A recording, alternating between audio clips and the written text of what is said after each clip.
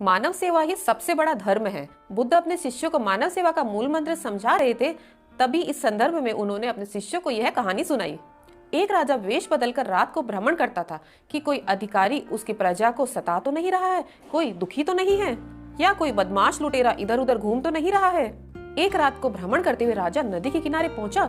सोचा कि कोई बदमाश पकड़ में आ सकता है। राजा ने देखा कि एक युवक वहां लेटा हुआ है, तो राजा ने उससे पूछा कि तुम कौन हो।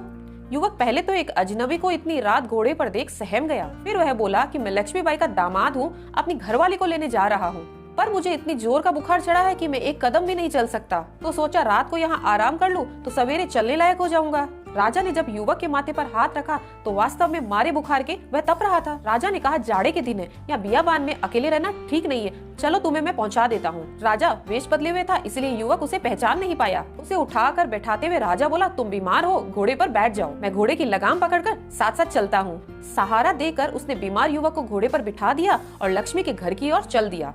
रास्ते में उस युवक से पूछताछ करने के बाद उसे मालूम हुआ कि राजमहल में काम करने वाली जमादारिन लक्ष्मी का दामाद है। राजा उसे लेकर लक्ष्मी के घर पहुंचा। दरवाजा खटखटाकर उसने लक्ष्मी को आवाज दी। दरवाजा खोलने पर लक्ष्मीबाई ने जो दृश्य देखा वह अपने आंखों पर विश्वास नहीं कर सकी। लक्ष्मी राजा के पैरों पर गिर पड़ी और उसे क्षमा मांगने लगी।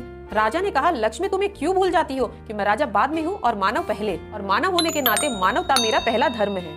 इसी तरह की और कहानियां सुनने के लिए चैनल को सब्सक्राइब कीजिए।